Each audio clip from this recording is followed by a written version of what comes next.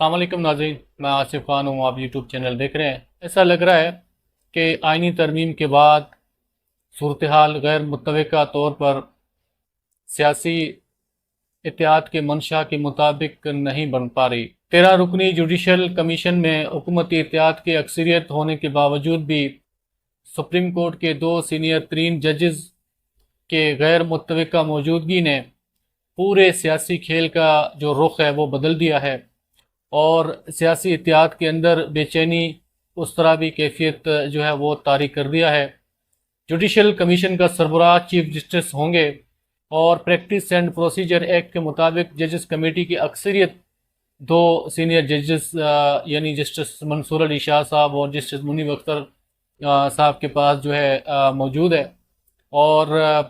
آئینی بینچ کا سربراہ بھی انہی سینئر 3 ججز میں سے ایک ہوگا، اور اس میں ایک چیف جسٹس آف پاکستان ہے اور دوسرا جسٹس منیب اختر اور جسٹس منصور علی شاہ صاحب ہیں۔ تو 2 اہم ترین ججز جسٹس امین الدین، جسٹس نعیم اختر اغوان کے بارے یہ تاثر مل رہا تھا کہ سیاسی اتحاد کے پسندیدہ شخصیات ہیں۔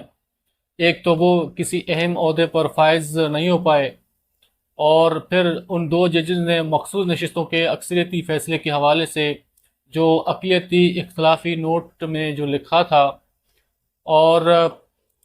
ان 2 جج صاحبان کی کنڈکٹ اور جانبداری پر اہم سوالات موجود ہیں، اور جس کے حوالے سے سپریم جوڈیشل کونسل کا جو اجلاس ہے وہ بہت اہمیت کا حامل ہے۔ اور جو ان جج صاحبان نے کمنٹس دیے کہ مخصوص نشستوں کے حوالے سے جو اکثریتی سپریم کورٹ کا فیصلہ ہے اس پر عمل درآمد جو ہے وہ نہ کیا جائے، اور یہ آئین کے خلاف فیصلہ ہے۔ تو اس نوٹ کے بعد ان 2 جج صاحبان کی جو سپریم کورٹ میں موجودگی ہے، اور ان کے جو اہم عہدے جن کے لیے حکومت نے بتایا جا رہا ہے کہ کبھی خواب دیکھے تھے کہ ان کو چیف جسٹس بھی بنایا جا سکتا تھا، آئینی بینچ کا سربراہ بھی بنایا جا سکتا تھا، اور کوئی بڑا عہدہ بھی ان کو دیا جا سکتا تھا، اور جسٹس قاضی فائز عیسیٰ صاحب نے جو پروسیجر اینڈ پریکٹس کا جو کمیٹی ہے جج صاحبان کی، اس کمیٹی میں جسٹس امین الدین صاحب اور جسٹس نعیم اختر اغوان کو شامل کیا تھا۔ تو اب لگتا ہے کہ یہ 2 جو جج صاحبان ہیں ان کے لیے سپریم کورٹ کے اندر اسپیس بہت کم ہوتی جا رہی ہے، لیکن اس کا فیصلہ اب جو یہ اجلاس جو ہے جوڈیشل کونسل کا ہے، اس میں یہ طے ہونا ہے کہ ان جج صاحبان کی جو کنڈکٹ ہے اس کے حوالے سے کیا فیصلہ کیا جاتا ہے۔ اب ان سارے صورتحال میں جو ایک اور قانونی ایکٹ کی تیاریاں کی جا رہی ہیں، جو یقیناً جوڈیشری کے حوالے سے جو ہے، ایک تو ممکنہ طور پر یہ ہو سکتا ہے کہ پریکٹس اینڈ پروسیجر ایکٹ میں تبدیلی ہو سکتا ہے، اور 3 سے 5 رکنی ججز کی کمیٹی ہو سکتا ہے بنائی جائے، یا کوئی رد و بدل کیا جائے، تاکہ جسٹس منصور علی شاہ صاحب اور جسٹس منیب اختر کا جو اثر و رسوخ ہے جو ججز کی کمیٹی میں یا پروسیجر اینڈ پریکٹس ایکٹ میں، تو اس جو اثر و رسوخ ہے اس کو کسی طریقے سے زائل کیا جائے۔ اور دوسرا کہ آئینی بینچ کا سربراہ ہے اس کو مقرر کرنے کے لیے طریقہ کار میں تبدیلی لائی جا سکے، اور کیونکہ 3 سینئر 3 ججز میں سے ایک جسٹس منصور یا جسٹس منیب اختر ہو سکتے ہیں، تو لہٰذا اس کو روکنے کے لیے کوئی نیا فارمولہ بنانے کی کوشش بھی کی جا سکتی ہے۔ اور حالیہ جو آئینی ترمیم اور قانون سازی کی تناظر میں سپریم کورٹ میں ججز کی خیالات اور آئینی و قانونی آبزرویشنز جو آ رہے ہیں، 26ویں آئینی ترمیم کے لیے کچھ واضح چیلنجز جو ہے اس میں دکھائی دے رہے ہیں۔ جسٹس اطہر من اللہ کا اردو میں کیا گیا جو اضافی نوٹ کے حوالے سے جو معنی خیز انہوں نے جو نوٹ اردو میں جاری کیا، جو آرٹیکل 8 ریاست کو ایسی قانون سازی سے روکتا ہے جو بنیادی حقوق کے ختم یا محدود کرے، اور یہ ناقابل تصور ہے کہ سپریم کورٹ شہریوں کی بنیادی حقوق چھین لے، اور سپریم کورٹ ملازمین کے معلومات تک رسائی دینے سے متعلق درخواست پر اردو میں جو جسٹس اطہر من اللہ صاحب نے اضافی نوٹ جو ہے وہ جاری کر دیا۔ جسٹس اطہر من اللہ نے کہا کہ جسٹس قاضی فائز عیسیٰ کے فیصلے سے مکمل اتفاق کرتا ہوں، اور کیس کے فیصلے میں اضافی رائے دینا چاہتا ہوں، اور معلومات تک رسائی کا حق آئین کے آرٹیکل 19A میں دیا گیا ہے، اور کوئی حکومتی یا ادارہ معلومات تک رسائی کے بنیادی حق سے محروم نہیں کر سکتی ہے۔ یہ درست ہے کہ آرٹیکل 19A کے بنیادی حق کا استعمال مناسب پابندیوں کے تابع ہے۔ مناسب پابندیوں کی اصطلاح آئینی حق کا دائرہ محدود کرنے کا اختیار نہیں دیتی۔ آرٹیکل 8 ریاست کو ایسی قانون سازی سے روکتا ہے جو بنیادی حقوق کو ختم یا محدود کرے۔ ایک جانب ہر روز کوئی نئی ایکٹ، کوئی نئی ترمیم جو ہے یہ حکومت متعارف کروا رہی ہے، اور دوسری جانب اس وقت سپریم کورٹ میں معاملات سیاسی اتحاد کے لیے اچھے نظر نہیں آ رہے ہیں، اور ججز کی جو تعداد ہے اس کو بڑھانے کے ساتھ جو 17 میں سے 23 کرنے کی باوجود بھی خاطر خواہ کامیابی ملتی ہوئی نظر نہیں آ رہی۔ بہرحال دیکھتے ہیں کہ آگے آگے ہوتا کیا ہے۔ وہ ان تمام اقدامات کا سیاسی اتحاد کو منفی اثرات جو ہے ملتے جا رہے ہیں۔ جتنے اقدامات انہوں نے اب سے پہلے کیے، جو ترمیم لائے، جو پریکٹس اینڈ پروسیجر ایکٹ میں جو تبدیلی لایا گیا، اور چاہے سیاسی میدان میں جو عمران خان صاحب کا حکومت گرا کر خود جو ہے حکومت میں آئے،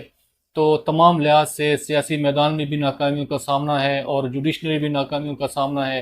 اور اندرون بیرون ملک تمام جو سیاسی پلیٹ فارم ہے اس پر کوئی بڑا کامیابی اس سیاسی اتحاد کو ملتا ہوا نظر نہیں آ رہا۔ اور ابھی تک جو سیاست کے میدان ہے، جو سیاست کے جو اس وقت جو عوام کے اندر جو رائے ہے، اس میں عمران خان صاحب اور پاکستان تحریک انصاف کی مقبولیت ابھی تک موجود ہے۔ اور دوسرے جانب پشاور کے انسداد دہشت گردی عدالت نے 9 مئی کے 2023 کے احتجاج کے دوران توڑ پھوڑ اور سرکاری املاک کو نقصان پہنچانے کے کیس میں پی ٹی آئی کے رہنماؤں سمیت 30 ملزمان کو بری کر دیا، اور ملزمان کو عدم ثبوت کے بنیاد پر بری کر دیا ہے۔ عدالت کی جانب سے بری کیے جانے والے جو رہنما ہیں وہ صوبائی وزیر مینا خان آفریدی، کامران خان بنگش اور تیمور سلیم جگڑا، ارباب شیر علی اور عرفان سلیم سمیت دیگر کارکنان اور شہری بھی شامل ہیں۔ اور دوسرے جانب انسداد دہشت گردی کے خصوصی عدالت میں جی ایچ کیو حملہ کیس میں ملزمان پر فرد جرم عائد کرنے کی کارروائی 8 نومبر تک مؤخر کر دی گئی ہے۔ انسداد دہشت گردی کے خصوصی عدالت نے 9 مئی جی ایچ کیو حملہ کیس میں ملزمان کو مقدمے کی نقول فراہم کی ہیں، اور عمران خان کے خلاف 9 مئی کے کیسز بھی کمزور جو ہے وہ پڑتی جا رہی ہیں، اور 9 مئی منصوبہ بندی الزامات سے بریت کے بعد عمران خان کا براہ راست ملوث ہونے کے بہت کم جو امکانات ہیں وہ موجود ہیں۔ 9 مئی کو عمران خان زیر حراست تھے، اور بقول پی ٹی آئی کے غیر قانونی اور غیر اخلاقی جو طریقے سے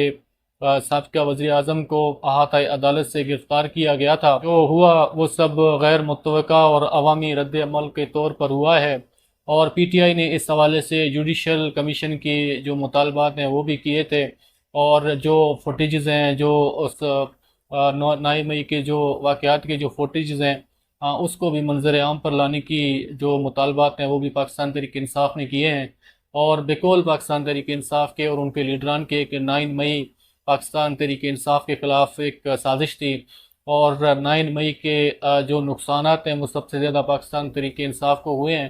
تو اس پر جوڈیشنل کمیشن جو ہے وہ قائم کیا جائے، اور فری اینڈ فیئر اس کا جو انویسٹیگیشن ہے وہ کرائے جائیں، تاکہ پتہ چلے کہ اس کے بینیفیشریز کون ہیں اور اس کے وکٹم کون ہیں۔ تو بہرحال دوسرے جانب نیب ترمیم کے بعد کلین چٹ پانے والے پاکستان کے خوش نصیب سیاستدان اہم سزاؤں سے بریت کے بعد محترم نواز شریف صاحب نے توشہ خانہ گاڑیوں کا ریفرنس واپس کرنے کی درخواست دائر کر دی ہے،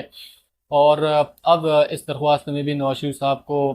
جو ہے وہ بریت ملے گی۔ حالانکہ جو توشہ خانہ سے گاڑیوں کا معاملہ ہے وہ توشہ خانہ قوانین کے اندر موجود ہی نہیں کہ توشہ خانہ سے کوئی گاڑی بھی خریدا جا سکتا ہے، لیکن اب دیکھنا یہ ہے کہ اس حوالے سے یہ کیس ایف آئی او کو فارورڈ ہوتی ہے یا یہ کیس کہاں جاتی ہے، اور کیس میں آخر کیا فیصلہ کیا جاتا ہے۔ تو ابھی تک کے لیے اتنا ہی، ملتے ہیں اگلے ولاگ میں مزید نئے موضوعات کے ساتھ، تب تک اجازت دیجیے، اللہ حافظ۔